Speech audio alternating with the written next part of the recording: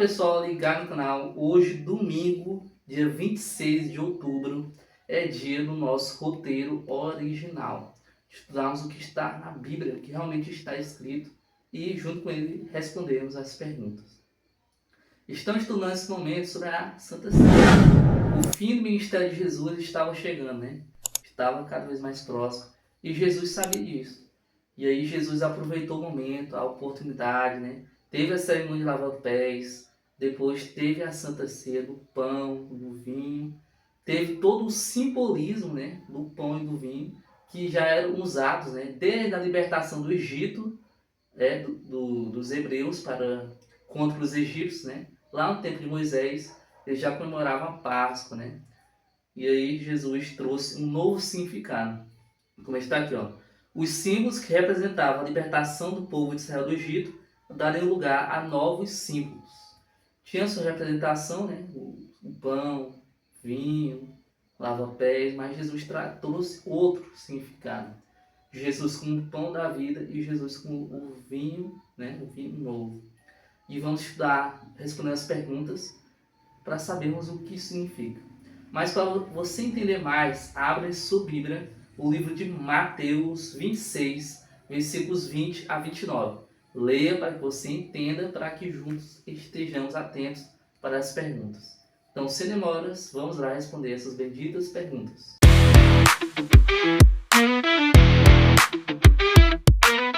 O que Jesus quis dizer com as palavras: eu digo que de agora em diante não beberei deste fruto da videira, até aquele dia que beberei o vinho novo com vocês no reino de meu Pai.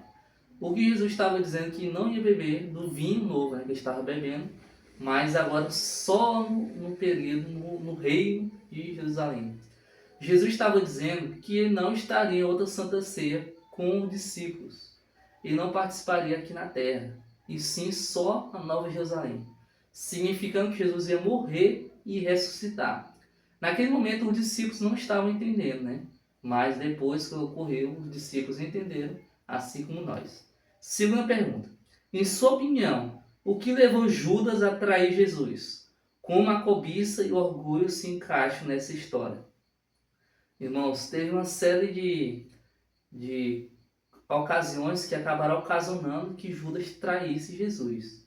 Ali, Satanás estava plantando o coração de Judas, e Judas muitas vezes aceitando, e acabou contribuindo para o fracasso de Judas, né? Acabando Judas destruindo.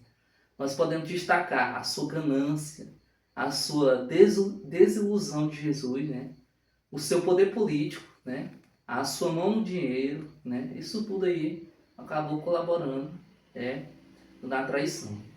Terceira pergunta: o que você acha que passou pela mente dos discípulos quando eles ouviram essas palavras de Jesus? Que palavra era essa? E quando Jesus falou: um de vocês vão me trair. Aí o que o discípulo pensava? Era o 12, né? Rapaz, não é eu não. Eu que não é. Todos falavam, né? Eu que não é, eu que não é, eu que não é. E ficaram aterrorizados, né? Ali. Como assim? Nós que vivemos desde ali, do começo do ministério de Jesus, vamos trair nosso mestre. Será que é ele? Será que é aquilo ali? Ou será que é aquilo ali? Né? Com medo, ansiosos por saber quem é. E no final Judas ainda se entregou, né? E Judas, no final, vamos estudar sobre isso. Quarta pergunta: como você acha que Jesus se sentiu sabendo que ele estava comendo com alguém que o trairia? Principalmente traído, né? Mas também triste. Jesus estava muito triste. Ver que aquele homem que Jesus trouxe, né, para ser seu discípulo, estava ali, né, disfarçado, mascarado, duas caras.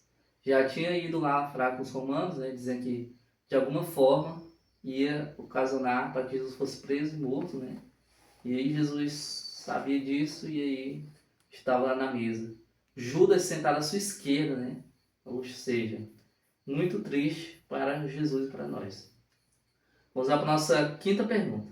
O que você acredita que levou Judas a não aceitar inicialmente a Cristo como Messias? Podemos destacar a sua falta de fé. Judas, podemos ver muito bem que não tinha muita fé. Quando faltava algo, né, Judas ia lá, perguntava: Senhor, como poderemos fazer isso? Se não tem como.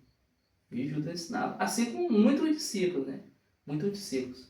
Mas os discípulos foram aprendendo, mas Judas, que estava muito bem, estava perdendo, né, a sua fé. E também a sua visão política.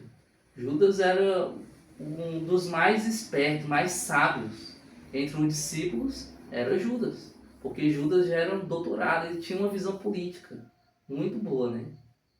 Vamos lá para a nossa sexta pergunta. O que você acha que impede as pessoas de irem a Deus com humildade e entrega completa?